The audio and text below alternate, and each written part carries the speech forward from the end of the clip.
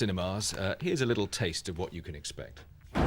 No matter what I do, Do you love me or not? no matter how hard I try, I want Spider-Man dead. it's the ones I love who will always be the ones who pay. I can't keep thinking about you. I'm getting married. I want a life of my own. And Spider-Man. No more. Well, over the last few years, we've had X-Men, we've had the Hulk, we've had the first Spider-Man movie, all making the leap from comic book to big screen. But why do comic book heroes have such an appeal to film goers? Steve O'Brien is the news editor of SFX magazine. Simon Rose is a film critic. Steve and Simon, good morning to you both. Steve, what's Spider-Man's appeal, do you think? I think Spider-Man's appeal, much more than Batman or Superman, is the fact that he's so real. And Batman is set in Gotham City. Superman set in Metropolis. Spider-Man set in New York. We can identify with the reality of it, I think. And Simon, does Spider-Man 2, the movie, do it for you? Yeah, absolutely. I mean, I agree with Steve, but in fact, the really reason that this film is so great is it's just so brilliantly made. It's incredibly funny. It's got light and dark. It is an ordinary guy who just happens to have some superhuman powers. It's a brilliant film. And do comic book heroes tend to make for box office success as we look back to recent years? Well, recently, yeah, but for years there was nothing.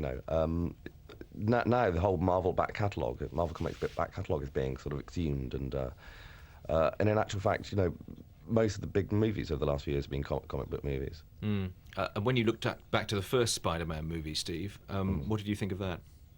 I thought it was the best superhero movie I'd ever seen, possibly. That good, eh? It just had a really kind of cool sort of indie sensibility and a kind of sweetness at its heart, and it sort of rhapsodized New York at a time when I think kind of America really needed that. And Superman, how does it compare to Superman? I confess I haven't seen Spider-Man. I've seen all 3 Superman movies. Well, I mean, they're currently actually in the process of trying to do a new Superman movie. I thought, yeah. Who's going to play Superman, though? Oh, do you know what? It's been stuck in development hell for so long. Directors are getting dropped, and various people are being screen tested. It's I don't know. I don't think we're likely to see it for another few years. Pierce Brosnan. Yeah, he'd be good to be Superman. Simon, I suppose in theory, certainly at comic level, these sort of people tend to appeal more to youngsters than they do to adults. But that particular divide seems to have been crossed by successful movies of this type, haven't they? I think comic books, as Steve will no doubt know more about than me, have changed a great deal in the last few years. They're far darker than they ever used to be, and they've got much more of an adult audience than they had, and probably a great deal more women reading them than before. But yes, it's changed over. I mean, now comic books seem to appeal to anybody, and certainly the movies can appeal to everybody, not just the fan base they've already got. But while Steve mentioned some of the good ones, we've got to remember there have been... I mean, video stores are littered with the disasters of comic book adaptations that went wrong. And I hated the Hulk, but you've got things like Judge Dredd and The Rocketeer and Tank Girl and that awful League of Extraordinary Gentlemen. So it's not, just because it's coming from a comic book that's been well developed does not mean it's going to make a good film by any means. The danger is presumably the makers will take the fans of the comic book hero for granted when they transfer it to the big screen, but there's got to be a little bit more to it than that, hasn't there? Well, that has to be what you're doing. Oh, sorry, Steve. You're compressing years of comic book plots into one 2-hour movie, and that's, pretty difficult to bring the fans along and also get a new audience involved. Steve? Of course, they do actually take some sort of liberties with it. I mean, in the original Spider-Man comic book, the web that comes out of his wrist was actually sort of self-made. They completely changed that for the film, so it's actually an organic thing. And so I don't think they worried sort of too much about purists sort of getting angry.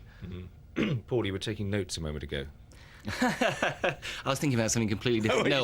No, I wasn't. I was just thinking, because I do quite like those films, but I suppose I go and watch them really for the special effects. I mean, I'm not really terribly interested in the plot because it's going to be cheesy and American. So you kind of go to see what Spider-Man I went to see just because I wanted to see what sort of, where, as you just pinpointed, where the web came out and stuff like that. So that was sort of it for me, I'm afraid. David Joyce emails and says that the reason the films are successful is they appeal to sad humans. Steve, there must be an awful lot of them. I was going to say, yes.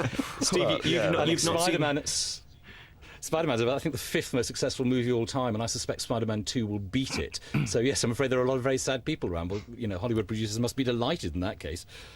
Steve, you've not seen the new one yet, have you? No, I kind of I wasn't the lucky one of the office that got to go along. Actually, I sort of picked the short straw with that one. Right.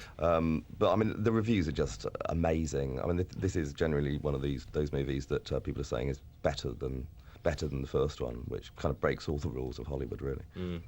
And Simon, judging by what you said initially, you think this will really be a huge success? Yeah, it's a super film. It doesn't really matter whether you like comic book heroes or not. It isn't cheesy and American.